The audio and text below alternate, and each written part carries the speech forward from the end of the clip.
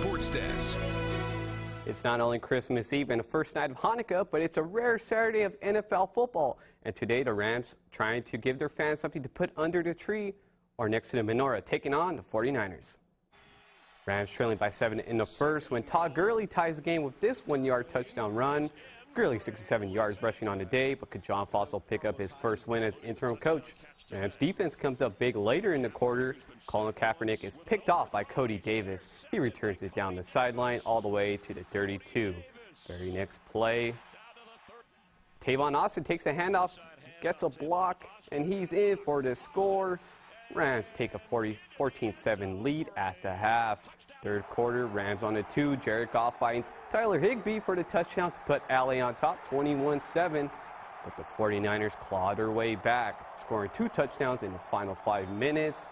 Kaepernick to Rod Streeter. San Francisco down by just 1. Rather than go for the tie, the Niners elect to go for the win. Kaepernick rolls out and dives across the end zone on the 2-point conversion. Niners take a 22-21 lead.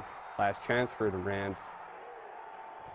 But Goff is intercepted by Rashard Robinson along the sidelines.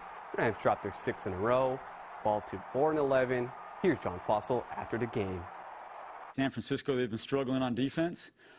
We've been struggling on offense. So struggling defense, you know, was better than a struggling offense today. To all the fans and everybody that came out today, I mean, we're appreciative and understand where we are, and that we know they understand where we are, and promise you guys that we'll get fixed. Everything in my heart and soul to get it all fixed. The Rams will wrap up their season New Year's Day at the Coliseum against the Arizona Cardinals. We are here at the Los Angeles Downtown Hotel on Figueroa for Rose Bowl Media Day, with the big game just 3 days away between the number 9 USC Trojans and number 5 Penn State Nittany Lions. Both teams spoke to the media one last time before the big game, and by the looks of it, both teams are ready to go. Your entire life. I'm just excited to step on that field for the first time on that beautiful green grass. You know, it's got Penn State and USC in the end zones, you know, in the Rose Bowl, and you know, the most iconic game in college football. They play through the whistle. They play through the snaps.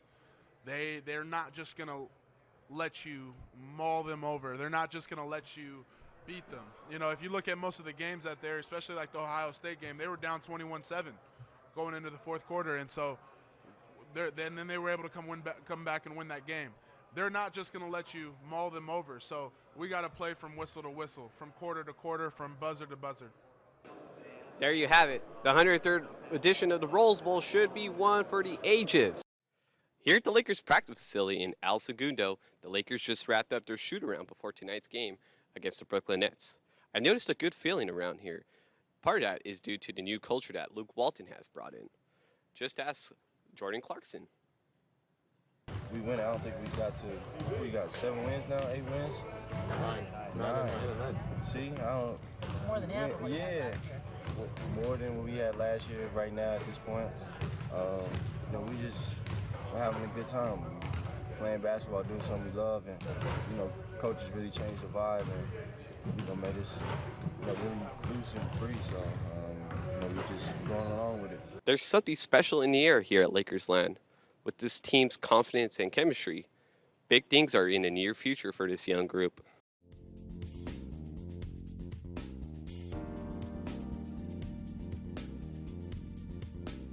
We are live at the newly renovated Clippers locker room inside Staples Center.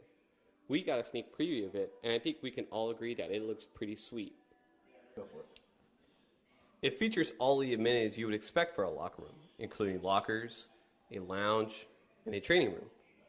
Although it is empty right now, this room will be packed during pre- and post-game interviews. I'm standing in front of Chris Paul's locker, and it turns out that the players didn't even know about the new upgrades. However, I think we can all agree that this is a pleasant surprise. We're here at the Rams practice facility in Thousand Oaks, where the story today is Jeff Fisher. After 5 seasons as a head coach, going 31-45-1, Fisher was let go by the Rams. This comes a day after the Rams were blown out 42-14 at home. Rams COO Kevin Demas spoke to the media today before practice and said that he and owner Stan Kroenke made this decision.